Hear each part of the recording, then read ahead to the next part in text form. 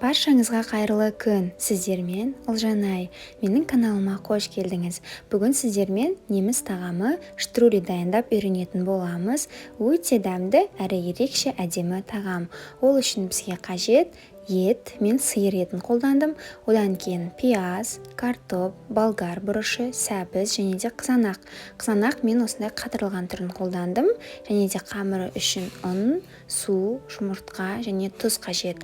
Барлық ингредиенттер қажет мөлшермен төменде описаниеде толық көрсетілген. Ең алдымен қамырын дайындап аламыз. Ол үшін ыдысқа ұнды ситыдан өткізіп аламыз және де оған жұмыртқа мен тұзды қосып, үшеуін араластырамыз.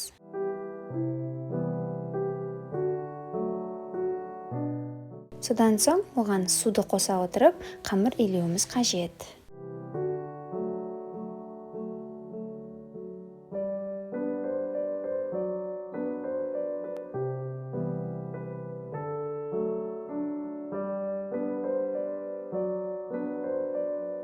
Содан кейін ыңғайлылық үшін қамырды осылай стол бетіне түсіріп, барлығын біріктіріп алсаңыз болады.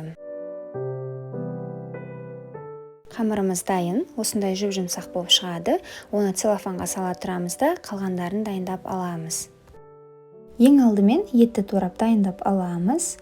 Мен оны қатты үлкен де, қатты кіші де қылған жоқпын. Мөлшерін осындай орташа етіп турап алдым. Видеода көріп тұрғаныңыздай размерін осындай қылдым. Барлық етті осылай турап дайындап аламыз.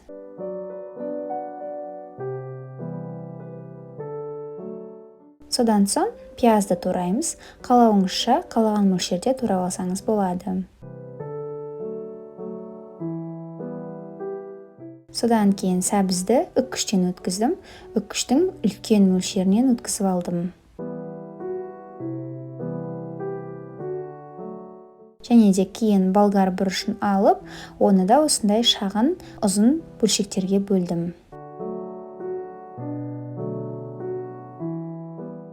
Және де қызанақты турап алдым, кішкентай кубиктеп. Барлығын өзіңіздің қалауыңызша, қалаған мөлшеріңізде турасаңыз болады. Және соңында картопты осындай бөліктерге бөлдім. Картоптың қатты кішкентай болмауы қажет.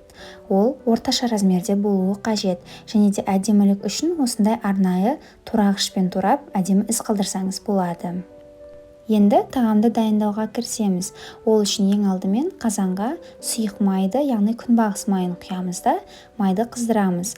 Май қызғаннан кейін оған етті салып, етті қуырып аламыз.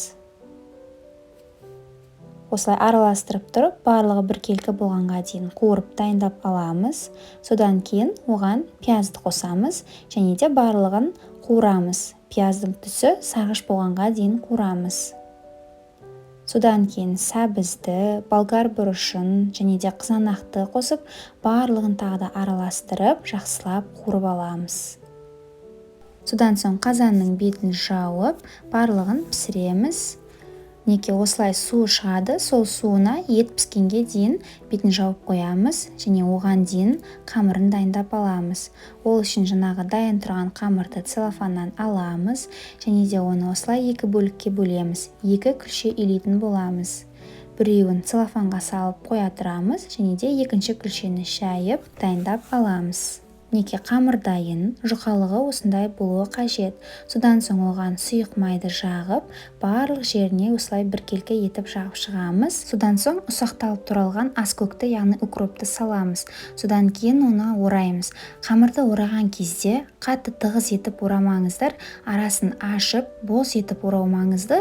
Сол кезде піскеннен кейін қамырыңыз тығыздалмай, арасы ашылып, шашыраңқы болып жақсы піседі.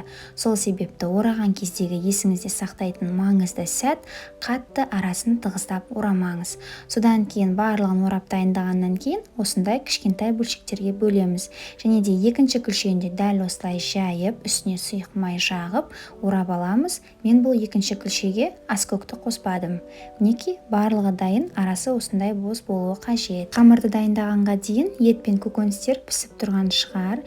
Енді оның қақпағын ашамыз және де оған осылай дайын тұрған картопты саламыз. саламыз және дәміне қарай тұз бен бұрыш қосамыз. Содан кейін барлығын араластырамыз. Содан соң осылардың үстіне дайын тұрған рулетиктерді, яғни қамырды орналастырып шығамыз осылай барлығын. Содан соң осы қамыр батып тұратындай етіп ыстық су құямыз және де қазанның бетін жауып 25-30 минутқа пісуге қалдырамыз. Тамағымыз дайын. Дастарханға әдемілеп салып ұсынсаңыз болады. Сіздерге видео түсінікті әрі ұнады деген ойдамын. Міндетті түрде дайындауға кеңес беремін. Сәттілік!